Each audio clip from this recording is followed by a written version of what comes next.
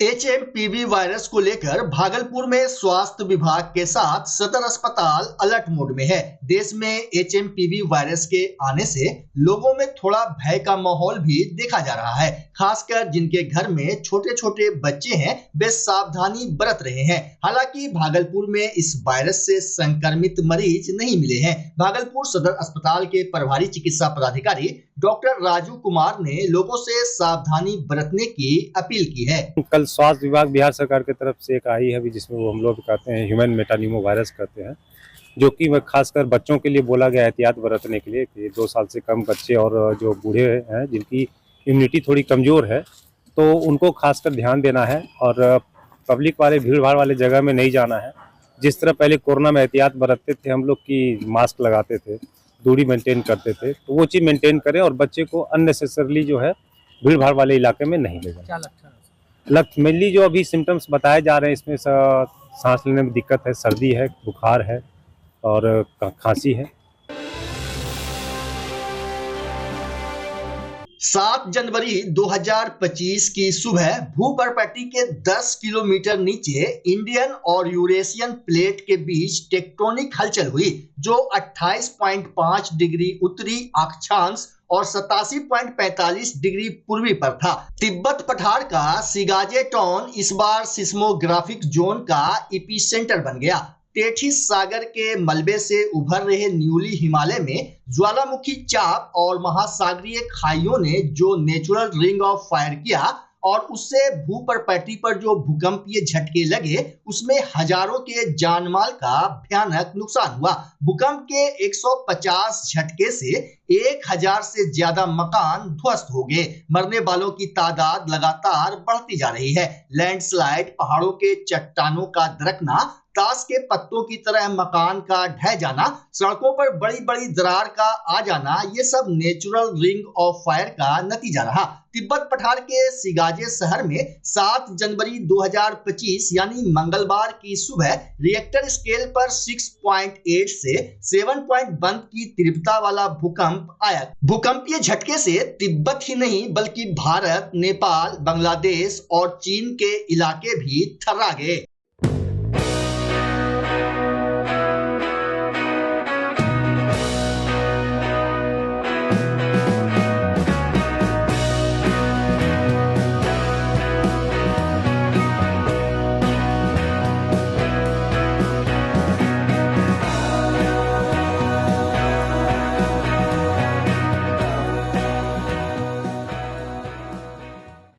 बिहार में इस वर्ष विधानसभा चुनाव होने वाला है, जिसको लेकर तमाम राजनीतिक दल चुनाव के मद्देनजर अभी से चुनावी तैयारियों में जुट गए हैं। इसके साथ ही बीते चुनाव में रही कमियों को दूर करने की भी कोशिश की जा रही है। सियासी हलचल के बीच आज भागलपुर की सड़कों पर भाजपा के राष्ट्रीय प्रवक्ता सह पूर्व केंद्रीय मंत्री सैयद शहनवाज हुसैन भी रथ पर नजर आए। हालांकि सैयद शहनवाज हुसैन भाजपा के जिलाध्यक्ष संतोष शाह को दोबारा जिलाध्यक्ष बनाने के उपलक्ष्य पर युवा मोर्चा की ओर से निकाली गई रैली में शामिल थे।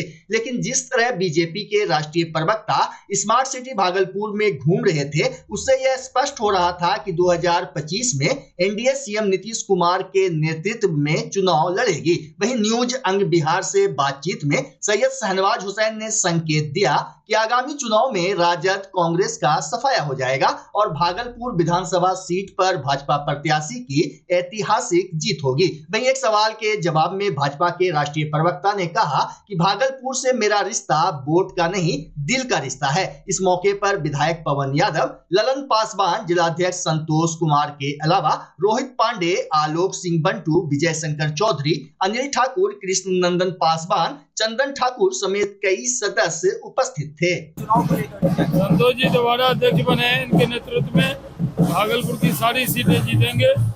विधानसभा में भागलपुर सारी सीट जीतकर यहाँ से जाएंगे। और जो भागलपुर के लोगों ने प्रेम बताया है, इसका मैं ऋणी हूँ। साथ ही भारतीय जनता पार्टी ने हमारा बनाने का जो हम पर कृपा किया है, पार्टी के आस्था निष्ठा पर 100% खड़ा उतरते हुए भागलपुर जिला में एक धारदार संगठन बनेगा और 2025 में यह भागलपुर के 5 सीट पर एनडीए गठबंधन की जीत होगी और बिहार में 225 का जो नारा है वो भागलपुर से चरितार्थ होते दिखेगा।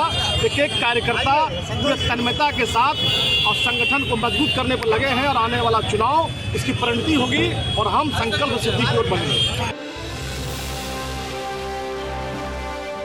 भागलपुर मुंदीचक जीसी बनर्जी रोड स्थित खुशी dental care and maxillofacial centre में आज स्वैच्छिक रक्तदान शिविर का आयोजन किया गया। ब्लड डोनेशन कैंप में 28 यूनिट से ज्यादा रक्त संग्रह किया गया। इस बीच भागलपुर की रहने वाली संगीता शाह ने सबसे पहले रक्तदान किया। उन्होंने बताया कि वह 6 बार ब्लड डोनेट कर चुकी है। संगीता ने कहा कि दूसरों की जिंदगी बचाने के लिए रक्तदान करना जरूरी होता है। कई ऐसी परिस्थितियां पड़ जाती है जब ब्लड डोनेशन की जरूरत पड़ती है। ऐसे में महिलाओं को ब्लड डोनेट करने में जरा भी संकोच नहीं रखना चाहिए। संगीता शाह की माने तो भरम के कारण महिला रक्तदान करने से बचती हैं, जबकि रक्तदान के कई फायदे हैं। वही खुशी dental care and maxillofacial centre के संचालक डॉक्टर कुंदन शाह ने बताया कि इस तरह का शिविर प्रत्येक साल उनके क्लिनिक में लगाया जाता है, जिसमें वे स्वयं तो रक्तदान करते ही हैं, साथ ही उनके क्लिनिक के कुछ स्टाफ एवं आसपास के लोग भी सम्मिलित होते हैं।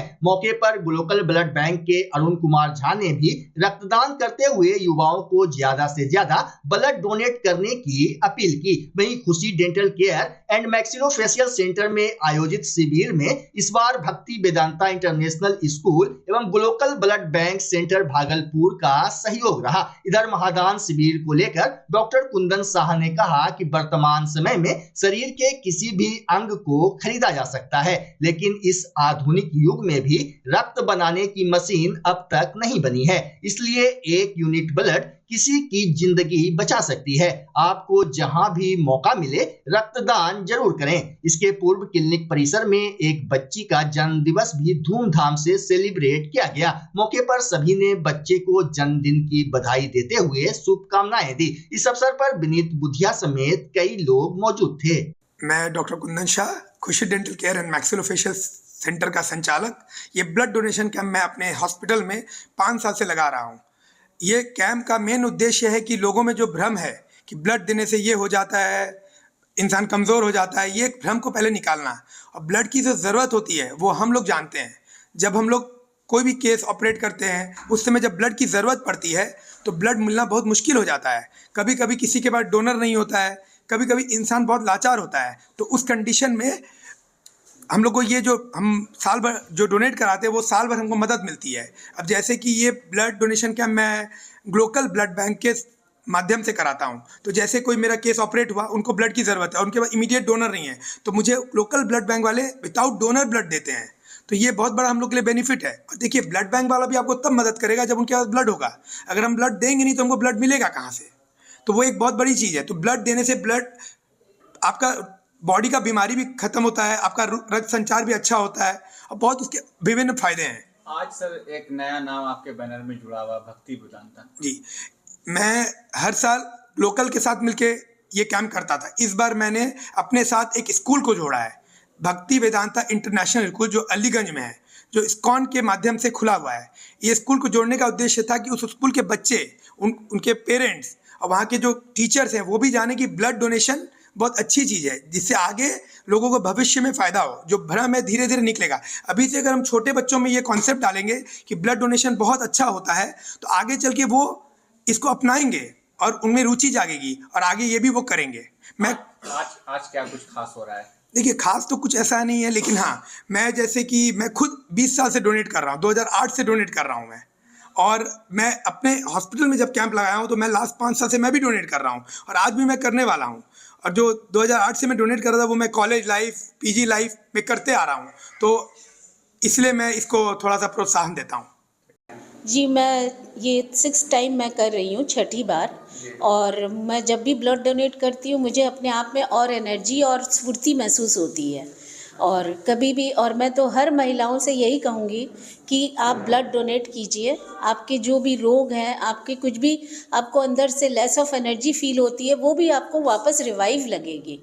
और मैं अपने आप को बहुत फिट लगता है। और मैंने यहाँ अभी ब्लड दिया, मुझे ज़रा सी भी मैंने तकलीफ़ भी महसूस नहीं हुई। कब इन्होंने ले लिया, ये हमें बोले हो गया, आप अब हो जाओ। मैं तो सरप्राइज़ थी कि इतना आराम से कैसे मेरे को ब्लड निकल गया मेरा सारा। अक्सर बिहार में महिलाओं में जो रक्तदान है उसको लेकर के कमी देखी जा रही है, ऐसे में क्या कहिएगा? महिलाओं में ये पता नहीं क्यों ये चीज़ है कि मैं अगर ब्लड दे के आऊँगी तो मेरे में कमज़ोरी आ जाएगी, मुझे चक्कर आएगा, मैं काम नहीं कर पाऊँगी। बट ये चीज़ नहीं है, ये खाली मन की भ्रम है, ये मैं कहूँगी। क्योंकि ब्लड देने से मुझे तो बहुत अच्छा लगता है, यानी कि भ्रम को तोड़ना होगा। एकदम तोड़ना है। और मैं कहूँगी आगे से आगे महिलाएं आए और ब्लड डोनेट करें, फिर उन्हें पता चलेगा कितना अच्छा फील होता है। क्या नाम है? मेरा नाम संगीता शाह है, मैं भागलपुर से हूँ। मैं यहीं विनायक अपार्टमेंट में रहती हूँ। जी, सबसे पहले आपका शुक्रिया, आपने समय दिया मुझे बोलने का। ग्लोबल ब्लड बैंक द्वारा जैसे पिछले साल भी लगातार ब्लड डोनेशन कैंप शहर के विभिन्न स्थानों पे किया जा रहा था, उसी कड़ी में इस साल का फर्स्ट कैंप खुशी डेंटल केयर में डॉक्टर कुंदन सर के यहाँ किया जा रहा है, जिसमें सारे रक्तदानी आ रहे हैं और ब्लड डोनेशन कर रहे हैं। देखिए, ब्लड डोनेशन करने से शरीर में बहुत सारी बीमारी होने का खतरा कम हो जाता है और एक हेल्दी पर्सन आराम से ब्लड डोनेट कर सकता है और उस ब्लड से बहुत सारे लोगों की जान बच सकती है। तो मैं अपील करूंगा कि सारे लोग ब्लड डोनेशन करें। और अभी मैं खुद इस कैंप में आज ब्लड डोनेशन करने वाला हूं और हमारे सर्किल के जो भी लोग हैं उन्हें मैंने इन्फॉर्म किया है, तो कुछ लोग अभी आ रहे हैं ब्लड डोनेशन करने के।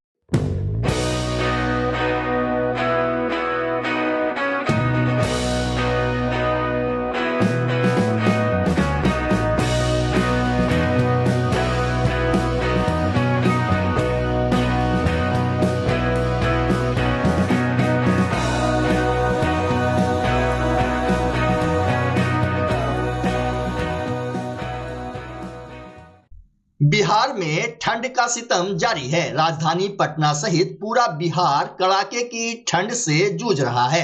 ठंड का आलम ऐसा है कि भागलपुर बांका में बमुश्किल ही सूर्यदेव के दर्शन हो रहे हैं। सुबह लंबे वक्त तक रहने वाला कोहरा और दिन भर चलने वाली शीतलहर से लोग परेशान हैं। वहीं ठंड के प्रकोप को देखते हुए भागलपुर मौलाना चक से संचालित इजाज़े सैयदना फाउंडेशन की ओर से विभिन्न स्थानों पर गरीब, असहाय, वृद्ध और विकलांगों के बीच कंबल वितरण किया जा रहा है। इसी कड़ी में बुधवार को बांका जिला के सुल्तानपुर में दर्जनों जरूरतमंदों के बीच इजाज़े सैयदना फाउंडेशन के फाउंडर एंड सेक्रेटरी हजरत सैयद शाह अहमद अता हुसाम कादरी ने जरूरतमंद लोगों के बीच कंबल बांटा। उन्होंने बताया कि पिछले कई बरसों से बिहार के विभिन्न जिलों में संस्था की ओर से शिविर लगाकर असहाय, गरीब, दिव्यांग, विधवा एवं लाचार लोगों की सेवा की जाती रही है। मौके पर हजरत सैयद शाह अहमद अता हुसाम कादरी ने कहा कि सूबे में ठंड बढ़ने से लोगों को काफी परेशानी का सामना करना पड़ रहा है।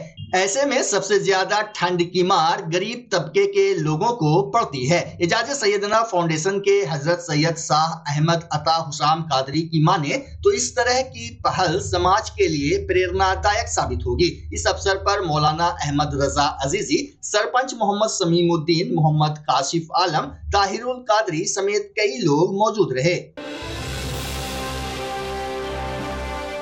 भागलपुर हबीबपुर नगर पंचायत में कड़कड़ाती ठंड को लेकर कोई व्यवस्था नहीं होने से जनता में आक्रोश है। वार्ड नंबर 4 के रहने वाले मोहम्मद गुलफराज ने बताया कि नगर पंचायत के द्वारा लकड़ी एवं कंबल की व्यवस्था अभी तक नहीं की गई है। जबकि इम्तियाज ने बताया कि नगर पंचायत के कारनामों से ऐसा प्रतीत हो रहा है कि ठंड खत्म होने के बाद अधिकारी सिर्फ खाना पूर्ति करेंगे। नाम हुआ आपका? मोहम्मद गुलफराज। हबीबपुर नगर पंचायत में क्या लकड़ी का व्यवस्था किया गया पंचायत की तरफ से? अभी तक तो कहूँ मैंने देखा कि व्यवस्था किया गया और हम लोग बहुत दिक्कत से रह रहे हैं। और हम लोग से ज़्यादा दिक्कत तो गरीब लोग को हो रहा, जो रोड पे घूम रहा, रोड पे सो रहा, रोड पे खा रहा। इतना ठंडा है फिर भी किसी पंचायत को ही नहीं हुआ कि गरीब लोग पे ध्यान दें। अरे हम लोग तो कैसे भी कर लेते मगर गरीब लोग का देखते हैं कितना हाल है बुरा। गरीब लोग को देखिए कि कोई भी पंचायत का आदमी गरीब लोग पे ध्यान नहीं देता कि चलो भाई लकड़ी भेज दें, तो चादर भेज दें, तो कम्बल भेज दें। वगैरह वितरण हुआ है? कुछ नहीं, न कम्बल न लकड़ी, कुछ नहीं। क्या नाम बताया? मोहम्मद गुलफराज। नाम हुआ आपका? मोहम्मद इम्तियाज। क्या हबीबपुर नगर पंचायत के द्वारा कम्बल और ये लकड़ी बटा है क्या? कुछ भी न बटा, न कम्बल न लकड़ी। इतना ठंड बढ़ गया है, वो तो हम लोग खरीद के ला के ताप रहे हैं। कुछ ऐसा न बटा अभी तक। और ठंड और ज़्यादा बढ़ गया है, हम लोग खरीद के लाते हैं, हम लोग सब मिल के तापते हैं। कोई भी व्यवस्था नहीं हुआ अभी। कहाँ घर हुआ आपका? हबीबपुर भतवावाड़ी।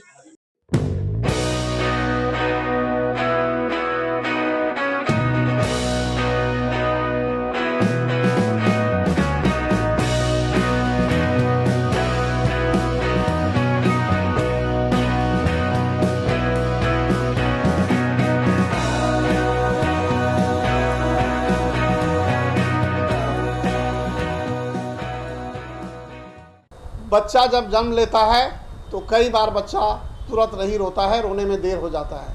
ऐसे में बच्चा क्षतिग्रस्त हो जाता है और उसके बचने की संभावना कम हो जाती है।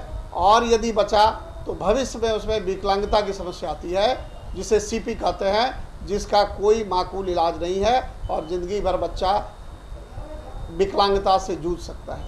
ऐसे में पूरे संसार में कूलिंग थेरेपी का सहारा लिया जाता है। जन्म से ठीक 6 घंटा के अंदर यदि उसको कूलिंग थेरेपी दिया जाए तो उससे उसका सीपी की समस्या कम होती है और बचने की भी संभावना बढ़ती है। पहली बार बिहार झारखंड में आपके शहर के स्नेह नवजात शिशु बाल सेवा केंद्र में यह मशीन उपलब्ध है। कभी भी ऐसी बात हो कि बच्चा रोने में विलम्ब हो गया तो आप स्नेह नवजात शिशु बाल सेवा केंद्र में जरूर संपर्क करें।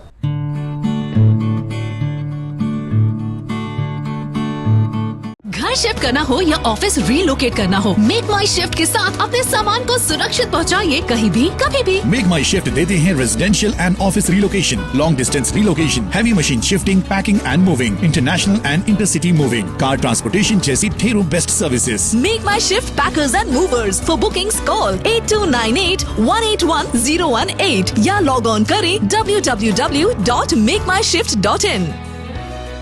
रिंकू एलईडी बल्ब एक बार लाओ और चलाते ही जाओ। हमारे एलईडी बल्ब्स है क्वालिटी में नंबर 1 और एनर्जी एफिशिएंट, जो रखे एनवायरनमेंट और आपके बिजली के बिल दोनों का ख्याल। रिंकू एलईडी बल्ब के साथ एनर्जी बचाओ और बिल घटाओ। ये है पावर सेविंग लाइट जो चले लंबे समय तक और रखे आपके घर को रोशन। हमारे यहाँ एलईडी लाइट्स मिलते हैं एक व्यापक रेंज में जो आपकी हर जरूरत को पूरा करेगी। लेकिन यही नहीं, हमारे एलईडी लाइट सिर्फ चमकदार नहीं बल्कि एनवायरनमेंट फ्रेंडली भी है। तो आज ही लाओ रिंकू एलईडी बल्ब और पाओ 1 साल की वारंटी का भरोसा। रिंकू एलईडी बल्ब्स, नई जनरेशन के स्मार्ट बल्ब्स। आज ही संपर्क करें 8651063786 या मेल करें rinku.led.bulb@gmail.com। हमारा पता असाननपुर, भागलपुर, बिहार 812002।